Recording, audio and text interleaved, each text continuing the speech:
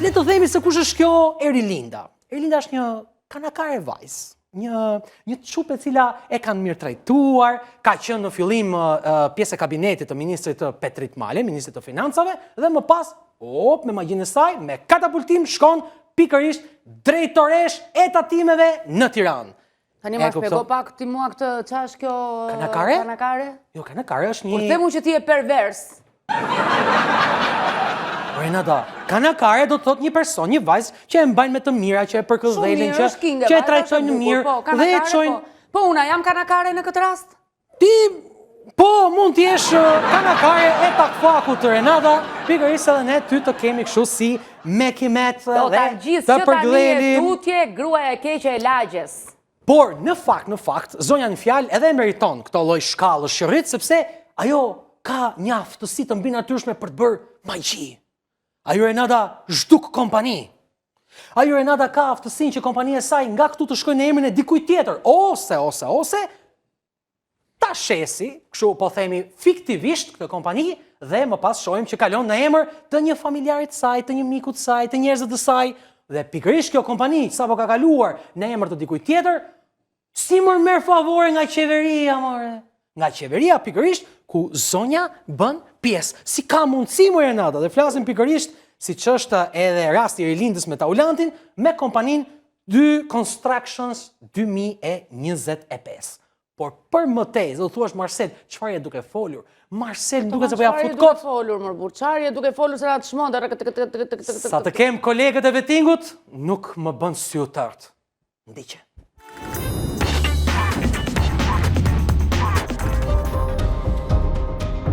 Në shtator 2024, Erilinda Lala do të bëjë këshilltare e ministrit të financave Petrit Malaj dhe sipas ligjit duhet bënte deklarimin fillestar të pasurisë për të ilustruar pasuritë. Por Lala do të largohej nga ky pozicion për t'u bashkangjitur kabinetit të drejtorit të tatimeve. Megjithatë, pas largimit nga ky funksion, drejtoresha e tatimeve do të dhuronte aksionet e kompanisë 2D Construction 2025, Ishgeja Construction, Marsida dhe Date, ku do të firmoste edhe bashkëshorti për miratimin e dhurimit. Por në formularin e dytë për deklarimin e pasurisë pas largimit nga detyra, Lala nuk do të deklaronte se ishte aksionere te kjo kompani, pasi ligjërisht ishte aksionere dhe ligji për deklarimin e pasurisë e kërkon që gjithmonë të bësh deklarimin e aksioneve.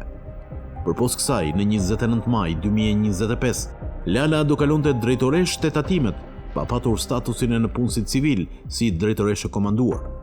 Por cila është lidhja midis drejtoreshës së tatimeve dhe ish ortakes së saj Marsida Dedej?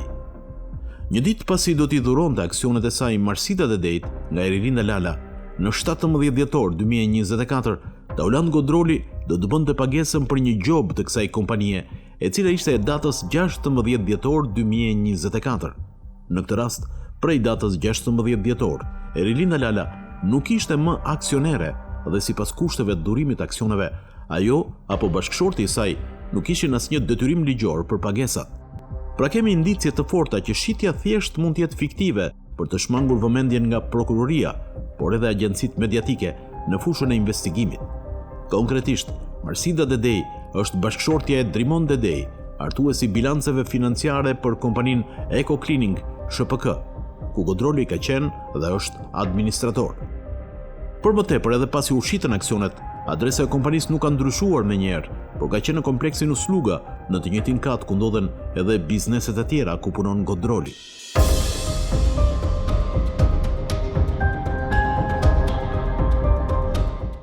Më 23 korrik 2025, Këshilli Kombëtar i Territorit do të bënte mbledhjen e radhës për të miratuar lejet për kullat dhe resorte që lidhen me kompetencat e saj.